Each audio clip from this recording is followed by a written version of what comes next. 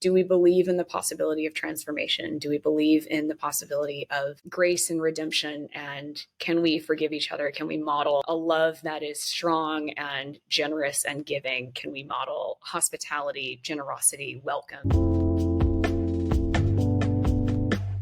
So you're in Austin right now? I'm in Austin, yes. Nice. And where are you from originally? Great question. All over the US, I would say. I was born in North Carolina, where both of my parents spent a lot of their childhoods. And my older siblings and I were all born in North Carolina.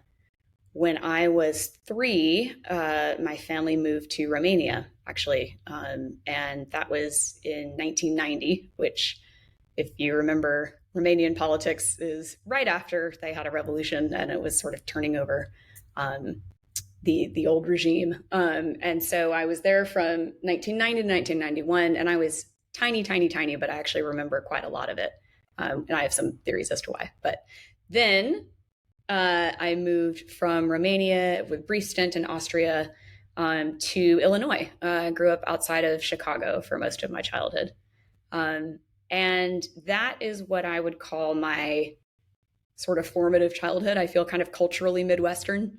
But now none of my family, well, one family member lives in Illinois. He left and then came back, and everyone else lives all over the East Coast. So, yeah, I lived for about a decade on the East Coast, and now I'm in Texas. So I'm sort of a Southern US, Midwest, East Coast hybrid with some stints in other countries along the way. Cool. Yeah. Why did you move to Romania? My father is a political science professor.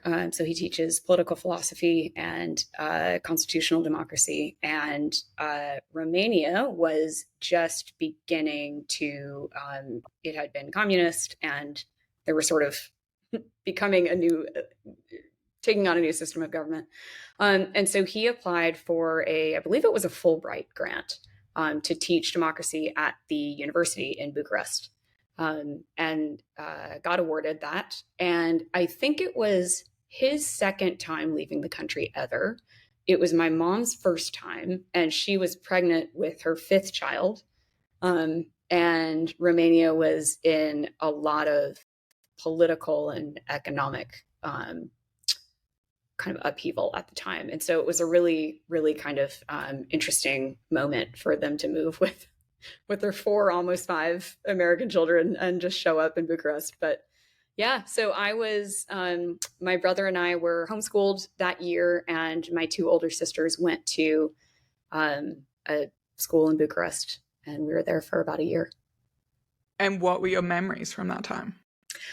I remember a lot of just tiny little snapshot childhood things. You know how sometimes, I don't know if you have this experience, but looking back at childhood, it's like there's like a scene, a specific scene you remember, and they're not in photographs. And so you know it's in your memory. Or at least you hope it's in your memory versus just reconstructed from stories you've heard. But yeah, I remember very specific things. The ice cream tasted pretty bad, but I was really excited about it because it was ice cream. Oranges were a big thing. And so I remember being really excited anytime, my dad was able to stand in line and come home with oranges. It was like a big thing. I remember a lot of food, which I think is normal for a kid. I remember what the powdered milk tastes like. They had this incredible bread called Kozanak that I remember. It's like raisiny and chocolatey, I think. And I remember going to see the ballet at one point. So just, and then a lot of memories of my brother and I would stage ballets and, plays in school and whatever in our apartment. And so I really remember our apartment and the park around it. But I remember stories. We were friends with, we went to an Orthodox church when we were there, and we became friends with, an older couple there and their children who were young adults at that time. And they were brilliant, I want to say mathematicians and scientists. And they would tell us stories of things like they would keep a typewriter in their home and would anytime, what is the secret police in Romania? I'm forgetting. what they're called, Stasi, maybe that's Germany. I don't remember. But anyway, whenever, they would come by for checks, they'd hand take apart the typewriter so they could say that they didn't have one in their house. And like just stories like that, I remember being really striking to me when I was young. Um, yeah. And then what was the move to Austria about? Austria was for my mom to give birth to my little sister. At that time, I believe it was the State Department was worried about kind of the healthcare systems, or, just hospitals being equipped for um, good childbirth in Romania. And so we went to Vienna for a month, and it was actually a small town outside of Vienna. But yeah, I just remember that as like winter wonderland. And again, I was young enough that I was like, we're living in this cottage and there's mountains right behind us and the snow is beautiful. And there was a woman next door that would throw candy out the window at us. And like, we would go to my sister was born in February. And so there were these winter markets that I remember going to. And it was just this beautiful, dreamy month there. And so, yep. And then we moved back to Romania till I think we were there a summer to a summer, basically an academic year. Yeah. And do you know where your family came from originally? I don't actually. And that's a strange thing because in the US, it's not as big of a thing as it is in places like the UK, I think, in terms of family kind of heritage or lineage. But still, especially on the East Coast, people like to place a lot of stock in like where they're from, and just as a sense of sort of cultural pride. And because in the U.S., almost everyone is from somewhere else. People like to really know their roots, and I just don't. I think both of my parents had parents that didn't know much about their family origins, or they didn't talk about it much, and it just kind of wasn't stories that got passed down. And so I always felt okay about that because I am one of seven, the middle child of seven. And my family, we were, up in Chicago, and the rest of our extended family was down south. And my parents were both sort of the outliers in their family. They were both, my mom was very creative. My dad went into academia, and that was both kind of unusual for both branches of the family. So I always felt like my parents and my siblings, our immediate family, was like our crew. And so I didn't mind not being super close with my extended family or really knowing where my family came from.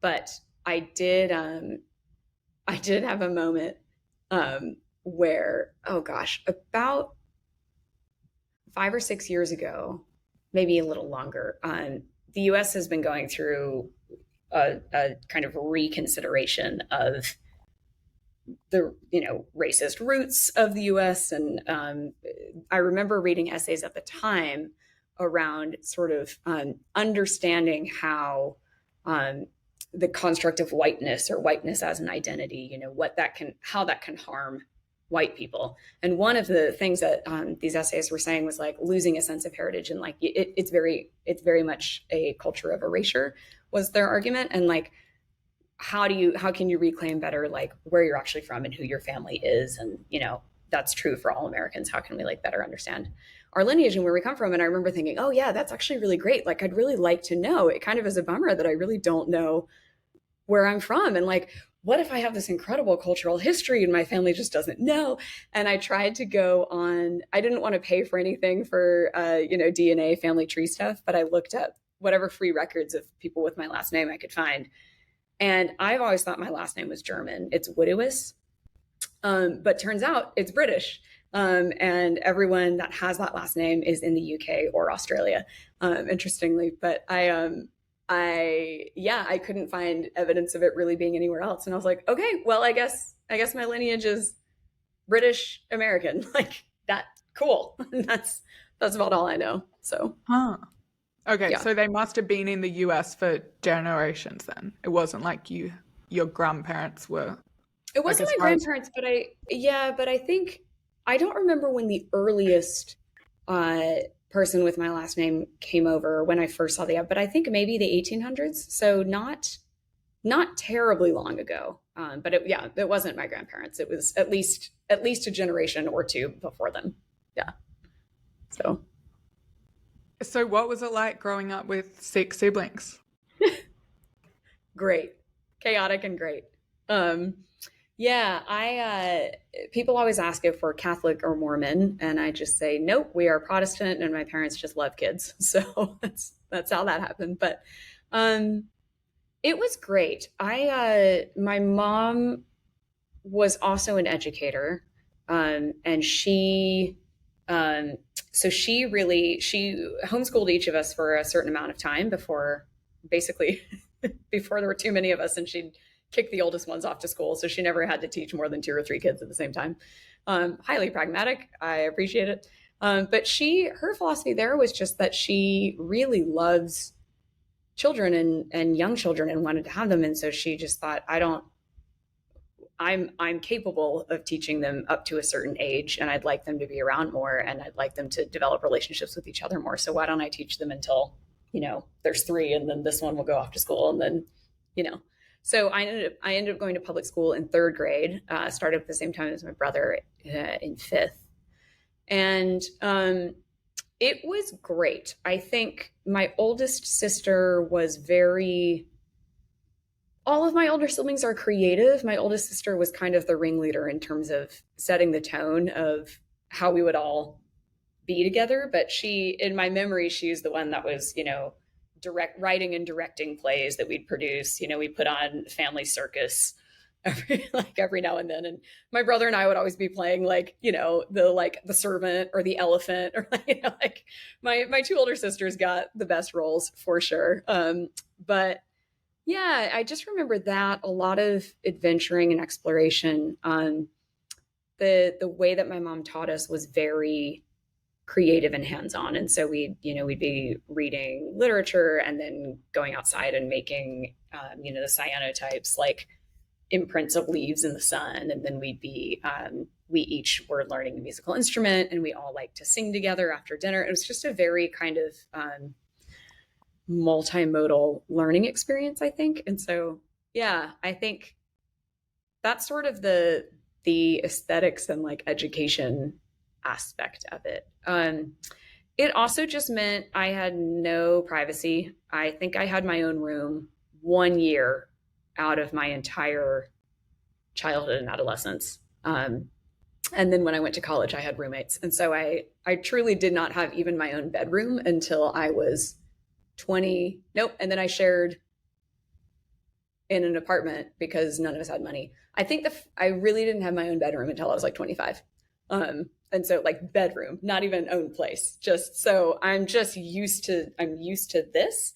And I think that definitely messed me up in some ways, but I think it also really taught me a real like love for and desire for close community, and like having people around, and like messy bonds of love just being around, because that was my experience. And so I guess I was closest with my older brother. He and I were 2 years apart, and so we kind of did life together. And then my two older sisters also were sort of a unit. And then there was a little more of a gap between me and my younger sister, and then two younger brothers that started trailing off. I think my parents got tired. So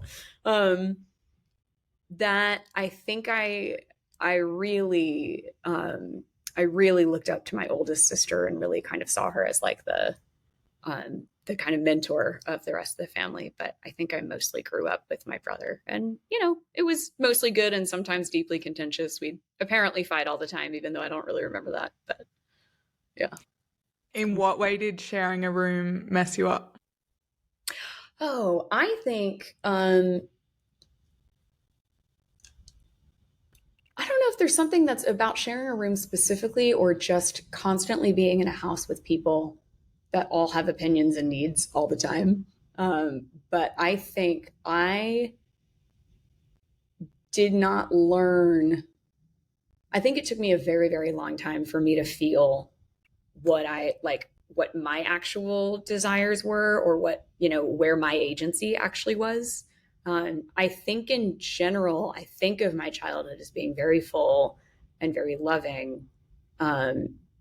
And some of that's rosy, rose colored glasses, nostalgia for childhood stuff. But I do think it was. But I think having a sense of even like hearing and feeling my own feelings and my own thoughts and my own emotions and not just constantly be in reactive mode. I think I was in react or respond mode all the time and didn't realize that there was another mode to be in. And so that gave me a superpower of being very adaptable. I'm very adaptable to, I mean, so far every circumstance that life has thrown at me, some of which has been truly traumatic and wild.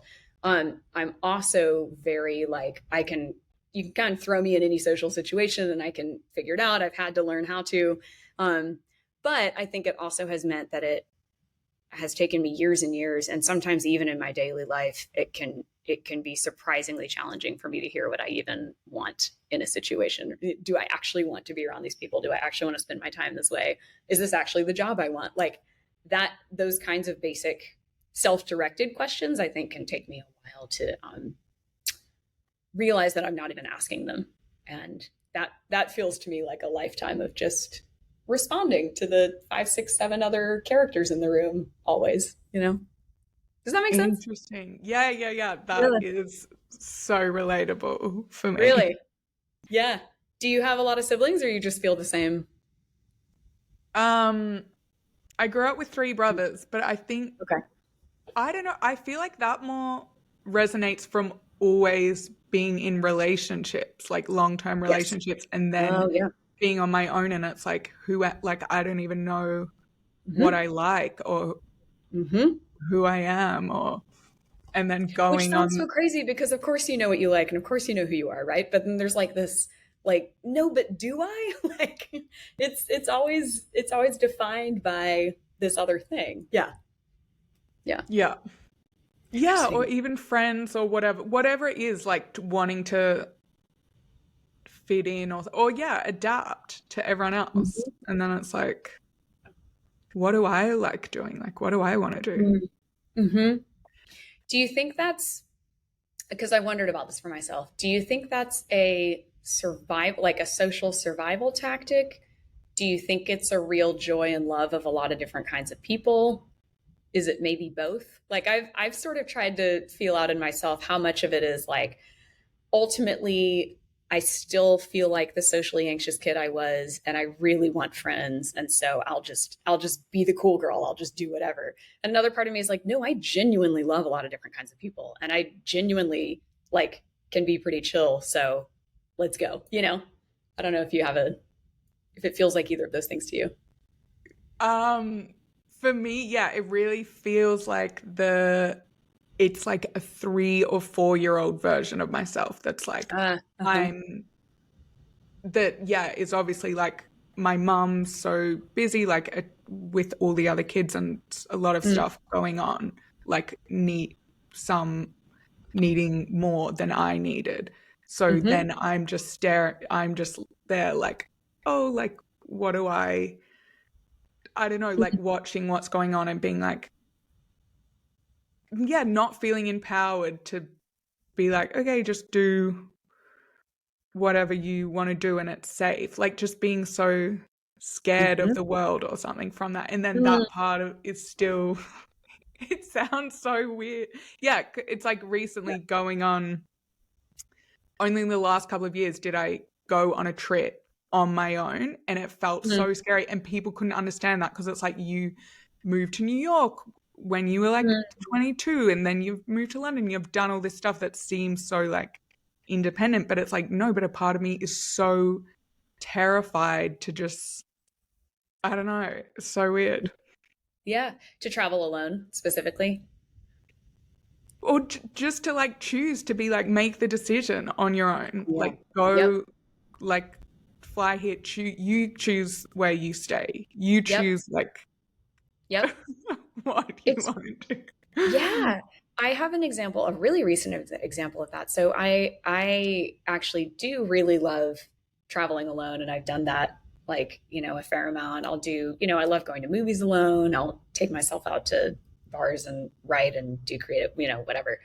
But I'd never lived alone until a year and a half ago. And that was my weird moment where I was like, no, I'm like I don't know if I'm afraid, but I'm like feeling weird and bad about it. It just was, I lived in like group houses and it just had been beautiful in every combination. Some better than others, but always seemed right and good. And I was in a situation where the house I was living in, I was living with a married couple and another one of our friends, and they had also lived in a group house forever. They owned that house, but they were like, we actually just kind of want to like be our own married couple now. And I was like, I guess that's fair. That's allowed. Like that's fine. And I didn't have other friends that were looking to share housing at that point. So I thought, I guess I'm moving in alone. And it was that kind of similar, like, what's my design aesthetic? Do I want to live in an apartment? Like, I don't think I can afford a house. Am I okay living in an apartment? And like, what's it going to feel like coming home and no one knows where I am? And, like all those weird things of like, now, I have a sort of unpredictable work schedule. I don't have a lot of routine where people know for sure where I am going to be at any given time. And so even that experience of suddenly realizing like part of autonomy and agency in living alone now is like, how long could I be dead before anybody even notices? It's like, I don't have a lonely life, it's like, I'm not, it was interesting to feel all those things, and people reacted maybe similarly to how they react to you. And because people are like, you travel halfway around the world all the time. Like you're, this is fine. Like what's the weird hang up? And I was like, I just don't know who I am. Like, what do I want? And how does this work? And I don't know. So yeah. Yeah, I was going to ask that because that must be a huge adjustment if you were even sharing rooms up until you were 25 to then be living totally on your own. Yes.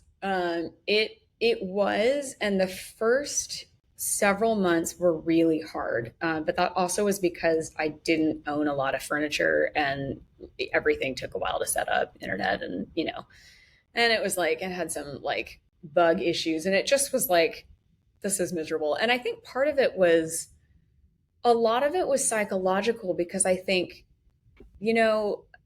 we can feel like our homes are an expression of ourselves, of who we are, of our values and how we want to be in the world.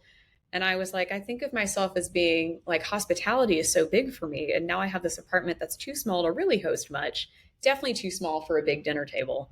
And there's nothing. I have like one pot and like no couch. Sort of like I can't even host people. I'm barely comfortable myself. And I just had that check-in where I was like, I'm in the second half of my 30s now, and like this is what I have is like a pot and a mattress and a tiny like, what does that mean about who I am? Like I think of myself as having, I'm very mature in some ways and I have all these social like, so I think it was almost the way that it made me reconsider narratives about myself was almost the hardest part. Interestingly, it also forced me to reconsider my relationships, which to the agency question was really actually good because I had a really great group of friends that I sort of lucked into when I first moved here, but they all grew up here and they all knew each other, and so they were sort of like, we're good, like happy to meet new people, but we're not trying to meet anybody. Like we've got our tiny group and we're cool with it. And I was like, I'm just expansive. I'm trying to meet a lot of people and find a lot of people, and I don't know how to do that, So I think moving into a new living space helped me realize that I had all of this agency over my own time, and I wasn't sort of responding to inheriting the friends of the house that were already there, inheriting the extended families. I was sort of on my own in a way that felt lonely and scary, but also very exciting to be like, where exactly do I want to go to try to meet friends, and what's the texture of my life I want? So, yeah, I think it felt lonely and scary and very hard for the first few months, and now I love it. So, yeah, I'm very happy with it. So, yeah, Right. strange. Okay, going back to childhood quickly. Yes. I know we zoomed ahead. No, that's fine. 2 questions. Did religion play a big role, and what were the values that your parents instilled in you? Yeah, I love this question. Religion did play a big role. I grew up Episcopalian, which is the American version of Church of England. Although Episcopalian tends to be more theologically progressive, and then Anglican. There was actually a split in the U.S. church when I was in high school between like the Episcopalian church and the Anglican church, over ordaining gay priests and or blessing gay marriages, and that sort of extended to a lot of different other social concerns. And so that was a whole thing when I was in high school, which was a really interesting and kind of formative time for that to happen. My church specifically split over all of that, and so yeah. But religion, that's all to say. I grew up Episcopalian, and the values um, the values I grew up with, I think the best way to describe it is my parents are like Appalachia hippie Christian, which is kind of an unusual form of American Christianity. It's not its own thing, but it's just that meant they grew up with um, the liturgical rituals of Episcopalianism, the kind of incense and prayers of the people, and, the kneeling and the bowing, and, um, all that really good music. But then also with this sort of Baptist, almost evangelical sensibility of, uh, well, also kind of hippie sensibility of like social work in the world. And so what that meant was that was kind of the environment I grew up in. And then the town I lived in right outside of Chicago was very evangelical Christian, which is a different kind of Christianity. And it also was pretty different politically than how I grew up. And so I had oh, this is saying I don't have a stable internet connection. Are you hearing me okay? Okay. Um, the values I grew up with when it comes to religion are it kind of was what I picked up on from what my parents and my church was teaching was that it's less a question of belief. Do you believe that the following things are true? Do you believe that the Bible is literally true? XYZ, and more a question of if you think these teachings about love and forgiveness and generosity and hospitality and giving to the people most in need, if you think those are good values, then how should you live accordingly? I think that's kind of always how I understood religion. And so I grew up with, again, the music was great. I grew up with great music. I grew up with the real sense of history. Saints are pretty big in the Episcopalian church. And so I kind of had a love. I really loved the ritual of it. I loved the aesthetics of it. I should have known I was a designer when I got so into the incense and the robes and, who says what prayers and all that. But I think those values were the ones that really shaped me and still shape me now, which is, do we believe in the possibility of transformation? Do we believe in the possibility of grace and redemption? And can we forgive each other? Can we model a love that is strong and generous and giving? Can we model hospitality, generosity, welcome? And I don't think you need to be a Christian to have those values, but those were the values that were instilled in me in an explicitly Christian way. And I also, yeah, so I think that meant a lot to me growing up. And then I think, we can talk about post childhood and what that's meant since childhood, but that was the religion I grew up in. And then the only point I was making about kind of evangelicalism and that wider cultural dissonance was that I grew up in what felt like this tiny little bubble of a faith and religion that I really had a lot of admiration for. And it was very intellectual. There was no question of religion versus intellect. And it was very academic, very historical. Like it just had all this stuff that felt so rich. And then my entire surrounding environment was a very different kind of religion that was very political in a way that in a direction that I was not. And it was very much, it has to be about belief, and a lot of it's about shame, and a lot of it's about sin versus salvation, and just kind of all these frames that didn't feel as relevant or important to the faith I grew up with. And so I think with that, there were really wonderful things about that larger community as well, but it created a cognitive dissonance in me pretty early that I don't know that I've resolved. But I appreciate it because I think it's good to just have a few very different mental or spiritual models in your head pretty early so that you just kind of, I don't know, I think it primed me for a diversity of beliefs, which I think is a good thing. So, yeah. That's so interesting. Okay, and then so what role does religion play in your life now? I think it still plays a lot of those same values that I see. One that I'm big on right now is hope, which I know is like it's like eye roll optimism, whatever, but that's not how I mean it. I think I am really I think depending on how much you pay attention to the world and what kind of voices you pay attention to in the world, I think there is a lot that is deeply scary right now, a lot that's deeply alarming, deeply troubling, definitely in flux, definitely in upheaval. And I think all of that is true. And so I don't like I'm not interested in sugarcoating it or being like, that's short-sighted, blah, blah. However, I also think that I think we always have more agency than we think we do as individuals and also collectively. And I think that moving toward each other in whatever kinds of models we can find for generosity, hospitality, love, support, like real mutual connectedness, I think that is only a good thing. And that's kind of like, I don't know. I don't know if I think the most beautiful aspects of Christianity that I grew up with all wholeheartedly, that is the Christian message of what I grew up with.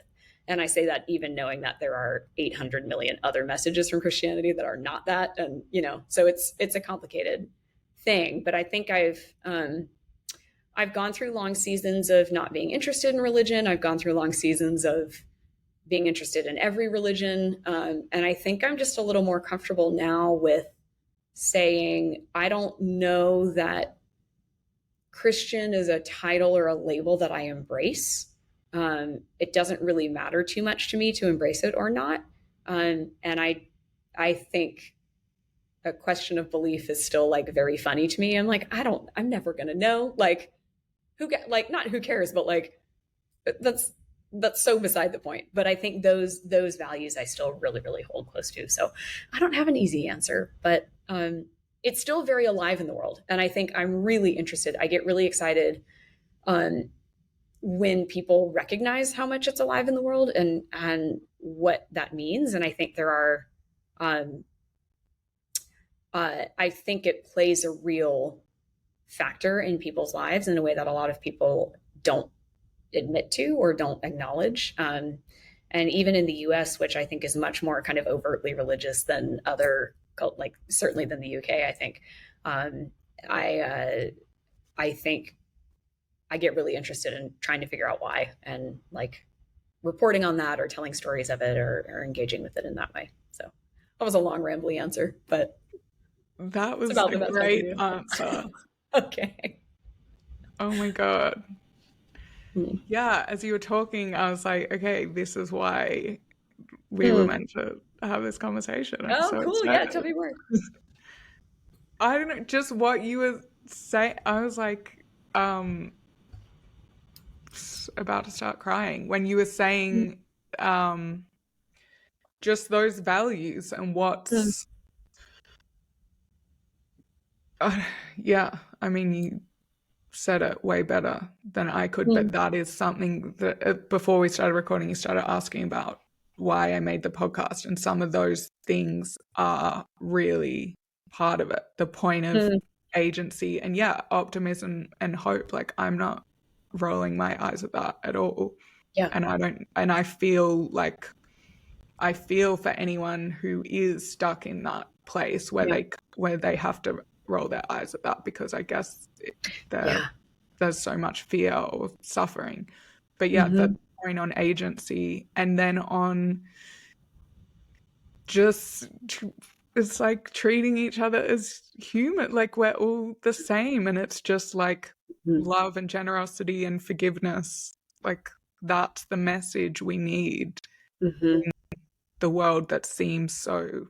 I mean, you from here it feels fine on the division point, or it feels like it's healing, but I don't know in the US if it feels like it's getting worse, or maybe I don't know, maybe after the shooting, I feel like there's maybe a bit of a turning point after the Trump shooting, that now there's like messages about unity of like as much as we disagree, like we don't kill each other and we're allowed to.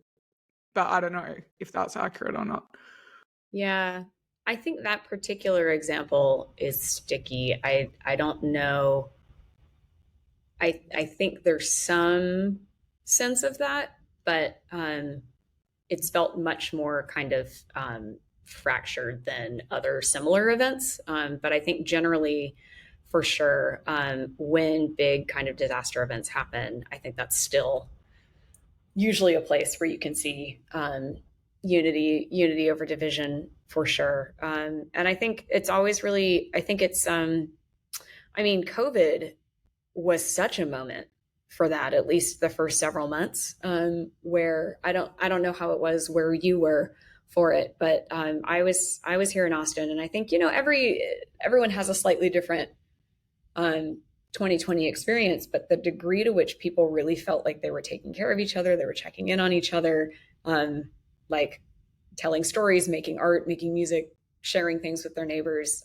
I got to know my neighborhood so well because I was just walking all the time. And the thing, I saw these just beautiful moments of life happening in a real way that I had never really seen before. And I think that was true for a lot of people, at least kind of in my orbit during that time. And that's how I found other people, like wonderful, incredible people online, which I had, you know, I'd always kind of seen Twitter as like I had to be on it because I was a journalist. And it just was like, I had only ever seen it as this hostile, combative thing. And then I met networks and people on Twitter. I sort of started finding more and more accounts that were actually about this kind of build this collective sense of good and hope and optimism, and also just playtime and geek out about the things we love. And I was like, oh my God, like there is hope. So I do think that happens still. And I guess TBD with the US in terms of what happens after this. I think it still feels very, very fragile because everything is so heightened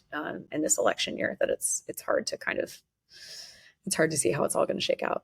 But yeah. Mm. The only time I've been to Austin actually was on the inauguration weekend of Trump's presidency, Whoa. and it was the Women's March on the Capitol, and it was just such an interesting time to be Yeah. there because it was my first time in Texas. I was working in Houston and went to Austin for the weekend. Okay. And if you're not from the US, I guess you have all these stereotypes about what Texas is. Uh-huh. So that was, yeah, that was such an interesting time to be in Did it Austin. prove your stereotypes right, wrong, both? No, totally wrong, totally wrong. Okay. Like Yeah. Houston, turning up to Houston, because the stereotype is like it's all rednecks with cowboy hats and guns kind of thing. Sure. It's very And like George W. Bush, like that kind of thing. Yeah. yeah, and turning up to Houston, it's like, oh, there's a black female mayor? Like, what? That doesn't fit the stereotype. And then like Houston Yeah. with just, like big buildings and Yeah. not like Yeah. dust and lassos or Houston something. Houston is more diverse than New York City. So it's like it's really it's not bigger, but in terms of cultural diversity, yeah. Houston is cool. But yeah, okay. So did you know that it was going to be a big March weekend, or was that also just not on your radar? Because Austin is the capital. Yeah, So yeah, yeah.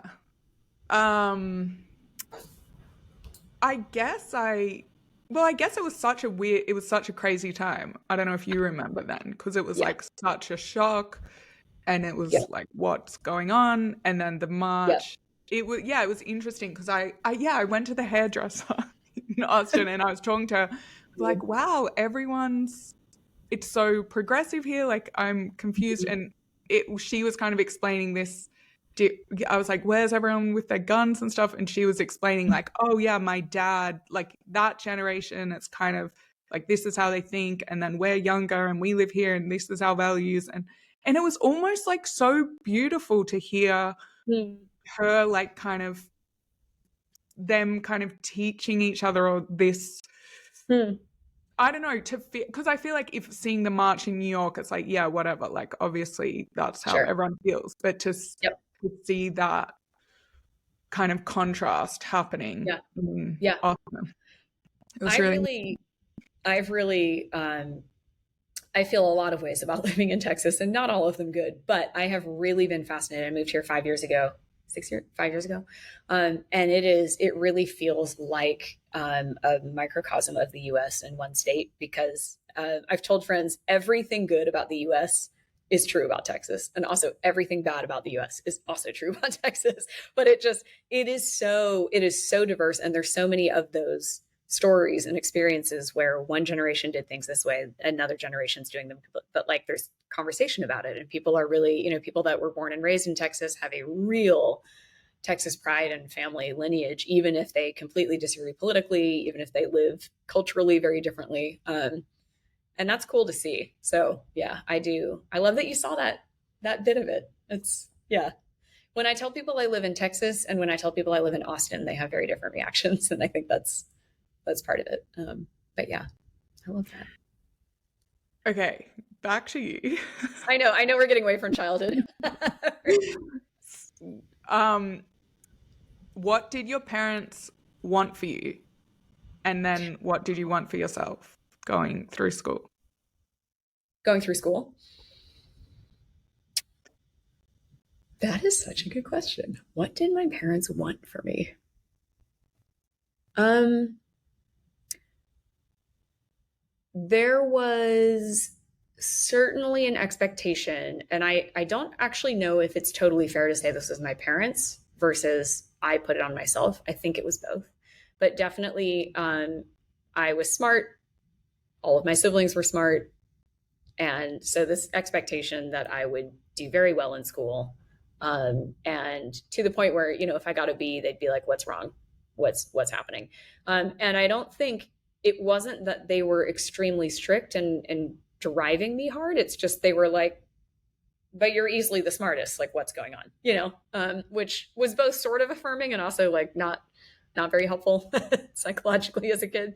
But so that kind of expectation that I'd be in all the advanced classes and all the kind of gifted, quote unquote, which I hate, whatever, classes. And then they also would expect that I would be involved in things. And to their credit, it was not out of a sense of you have to get into a good school and so you have to do these things. It was just, we want you to be a well-rounded human. And so we're going to, make you do things that you probably wouldn't do if you were left to your own teenage devices. And so I grew up playing an instrument, and I started taking another language as early as I could. And, I really, yeah, I really loved being in theater, and I did competitive speech and art and things because I loved them. And so I think I would have done that anyway, but they were very encouraging of that.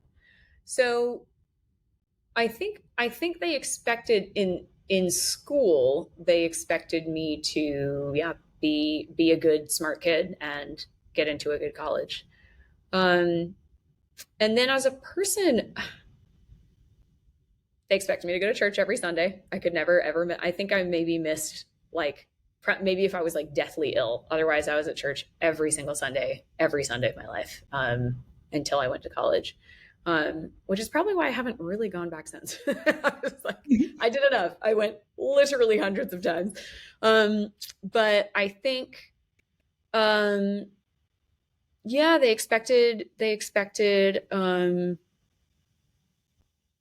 I don't know. I mean, just, things like expecting me to babysit my younger siblings, expecting me to be home on time like expected me to not get in trouble socially or with the law or whatever.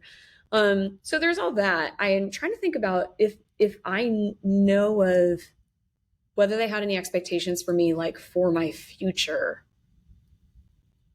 And I don't think I ever heard that. And I think,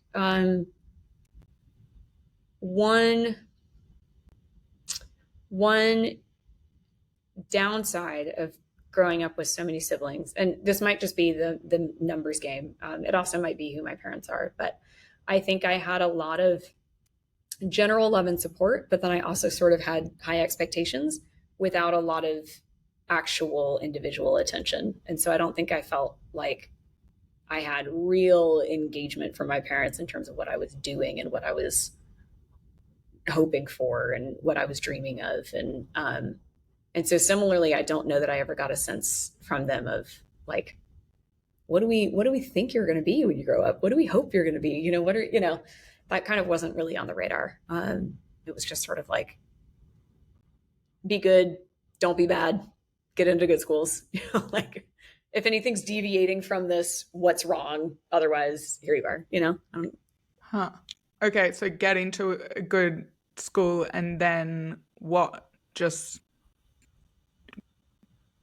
did it? Getting a good job, but what is a good job? I think they were always biased toward, and I agreed with them then. I think I still agree with them now. They're always biased toward, small liberal arts schools over big universities because it'll just be a much more intimate learning environment and the professors will, actually mentor you and all that is the idea. I don't think that actually came true for me, but still. And then I think they were pretty biased toward doing something you love, I think. Although one of my older sisters, her dream was to be an actress, and that was true all along. She always wanted to be, and they were not very supportive of that. I think it was mostly out of concern that she wouldn't be able to support herself or something. So they made her major in something else, and then like really impressed the idea of getting a job otherwise, stuff like that. But I think the expectation would be that I would have a good job, but also one that they thought was worthy in the world. They were not encouraging me to be a banker or, things they found vaguely suspect. So interesting. Yeah. So then I think you asked about my expectation as well. I think I expected, I sort of expected, I wanted to be a journalist. I had a huge crush on Samantha Power back when she's a U.S. diplomat, and she wrote a book about genocide that I read in middle school and was like, this is what I would like to do. Because that was the kind of bleak child that I was. I was sitting in a Barnes and Noble reading this like heavily researched book about America's, involvement in genocides around the world. And I was like, she reported all this. I can't believe it. So I always had this kind of dream fantasy of me being a journalist in conflict zones and reporting from that. But again, kind of to the agency thing, I didn't really work very hard to do that. I just sort of thought maybe it would happen in a cool way. And versions of it did actually. So I think I sort of expected that I would be successful at things I tried, but I think I was also not sure how to do that, and not actually sure that I don't know. I don't quite know how to explain it, but I'm not sure what I expected. Yeah. So where did you go to college in the end? I went to school in Maine, a small liberal arts college called Colby. And it's in the it's in the New England consortium of small liberal arts schools. So. And what was that experience like for you? It was largely really positive. I applied to a bunch of schools on the East Coast and a few on the West, and it just felt right. And it was like really beautifully, intellectually very rigorous, but also very outdoorsy. We had a woodsman team, which was competitive lumberjacking. And I was like, yes, please. I grew up in the suburbs. Like, teach me how to throw an axe and how to climb a tree. Like, this is great. So I just thought stuff like that was just delightful. And that was an overwhelming experience for me because I was not the smartest kid for the first time. I mean, it's pretty prestigious, pretty challenging to get into. And so I thought, finally, I'm going to be around other smart kids, and was totally unprepared for the massive blow to my ego that was, because suddenly I was in a politics class and didn't know anything. And all these other kids who didn't grow up with a dad who was a poli sci professor and hadn't lived, in other countries growing up, still somehow knew more than I did. And that was, I think that it took me a while to rebound from that kind of ego insecurity. But I also think, yeah, I think academically, a lot of people I knew there were very into working hard and then partying. And there was just like, no, it was like school was work, and they would like heads down do it, but they weren't really actually in love with ideas or concepts or the world. And so no one would really talk about anything we were studying outside of class. And that was disappointing because I was like truly a nerd. I was like, I want to learn these things and talk about all these things in the library late at night. And no one's doing that. They're either cramming for the test or partying, and there's nothing in between. So that was disappointing. But I think, overall overall, I think the environment was a good time. So, yeah. And what did you decide to do afterwards? I moved to Washington, D.C., and I graduated into the recession when it was very, very hard to find jobs. That was 2009. So it was like year 2 of the recession. And so I had moved to my parents' house, who by then had moved to South Carolina. And I went back to their house for the summer, and I was applying to something like 4 or 5 jobs a day for a good month, and realized everything I was applying to was in DC. And my brother lived there at the time. And so I just decided I was going to move there, and I had no dollars. And so my plan was, I'm going to move there and I'm going to live for free in his house for a month, and I will find a job within that month that is able to at least pay rent. And I'll just kind of climb my way in that way. And it more or less worked. So yeah, I was a server at a few different restaurants, and met a man who is the CEO of a international development group. And he ended up hiring me as his kind of DC office lead. And so that was kind of my first job into the DC ecosystem. But at the time, I think I just grew up really loving governance and policy, and thinking DC was the sexiest city where everything big happened. And like now, after having lived there for 10 years, I'm like, that's not true. But I went there with a very sort of rosy view of it. So I was just excited to be there. Cool.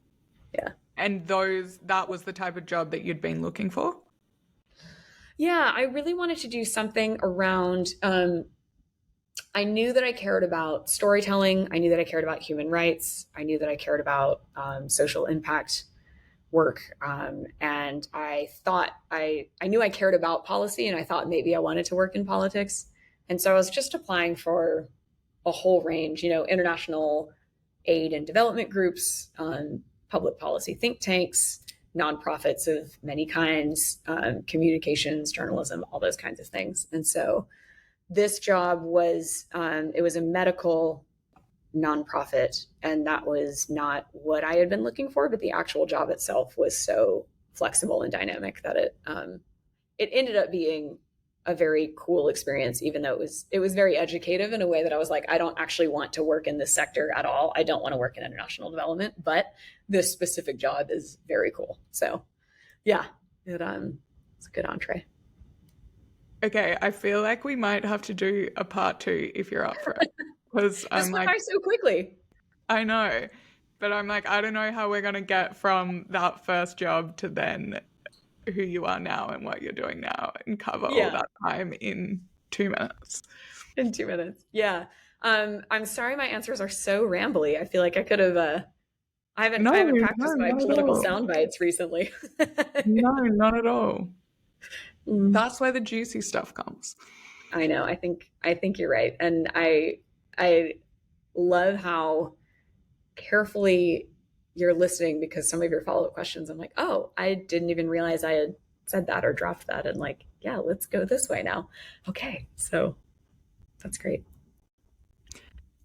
Okay, so I'm just going to ask you the last three questions. Wait, before I do that, maybe can you just summarize quickly what you're doing now? Yes, I'll try. So right now, I spent several years in journalism, pivoted to design, and specifically kind of service design, which looks at our entire environment. How do we create environments and services for humans that work better for them? And so that can mean UX or websites, but it can also mean organizational process experiences, gatherings, things like that. That we could have a whole conversation about, I think, but I'll just put that little pin here. So what I do now is I am really interested in some of what we were talking about before. I'm really interested in how we gather well for meaning, how we better um, better develop human relationships with each other over time. I think we're a little bit socially impoverished in terms of like, how do we even create and maintain and invest in strong relationships with each other over time. So I'm working on a lot of different projects that are about human connection and these kind of moments of transformation or moments of big change. So the biggest thing I'm working on right now is called the Social Healing Project, and that is a blend of design and storytelling. I'm working with scientists and designers and artists um, around understanding that major loss happens to all of us, and we need each other to heal well from that. And that is very obvious. And yet, right now, our systems and also kind of our social norms and social dialogue really doesn't support healing very well. And so I'm putting together interdisciplinary teams to come up with ideas for different resources and then trying to build those resources for people who need them and try them out in the world. So that's the work I'm most excited about. And then doing lots of other things on the side, kind of compulsively starting creative connection oriented things in Austin and then kind of around elsewhere. So Amazing. Which Austin seems like the coolest place for connection. There are so many things I see on Twitter or like the boardwalks or whatever, mm-hmm, and then mm-hmm, like yeah, it does Nick Gray live there, and he does lots of his uh-huh, parties things yep, there, and I'm yep. like, oh, I need to go back there. You should really come back. It is a really cool moment right now. Austin's always been cool, but what makes it cool has changed a little bit over time. But right now, it really feels like this beautifully socially generative, open. Come to this thing. Oh, you come to this thing. Okay, no, join this. And it's a really cool moment right now. So yeah, it's been a really beautiful place to be. So Cool. yeah. I'm so Okay, sorry we have to finish. I feel like there's so much more I want to talk with you about, but um I know that's okay. Um, okay, last three questions. yes. How do you stay grounded? Hmm.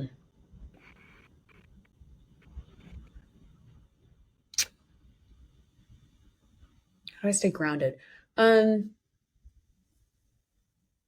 Alone time that allows for feeling feelings and reflection. Um Really good friends who know me well enough to encourage my dreams and also call me out on my bullshit. Um and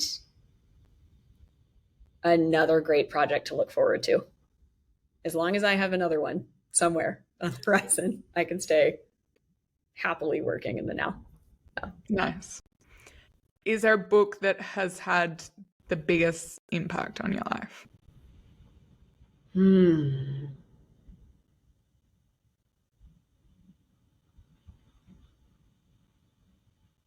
It's a great question. One single book. Um,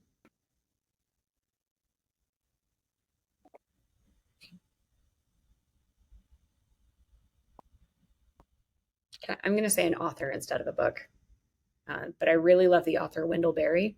He's an American poet, an essayist, and novelist, and I think he is very cantankerous in some ways and is very agrarian. He's very much like the land over the city in his philosophy, but I think he has modeled for me how to write in several different modes and like just write with a lot of love and presence in each of them. And so his poetry and his essays and his short stories are all so beautiful.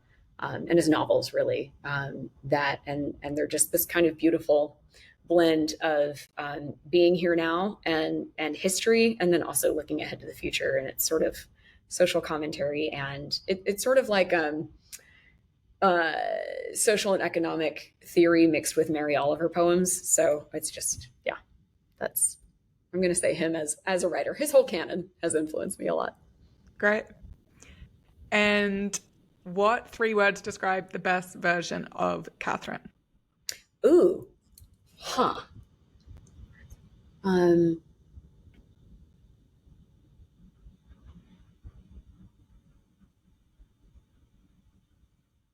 Intrepid, invitational, and I'm trying to think of the word for like yes and like creative, innovative, like taking your idea and making it, helping make it real, or like adding something fun to it, or yeah, I don't know. Ah, Oh, I'll great. think of one. I'll think of one and I'll text it to you later and I'll be like, that was the word I should have said. But, yeah. Beautiful. Thanks so much. Oh, where can people find you if you want to be found or find your Oh, work? yes. So I'm on all the socials at ch Woodiwiss, which is my last name. So that's at CHWOODIWISS. And then similarly, my website is Catherine, CATHERINE, H, Woodiwiss, WOODIWISS, .com. What does the H stand for? Hope. That's your middle name. That's my middle name. Oh my Yep. God. Yep. Perfect. Which is like topical. And yeah, now I'm like, I'm talking about hope a lot, but yeah, literally my middle name. So, So yep. good. Yeah. Okay. Thanks so much. Thank you. This was such a joy.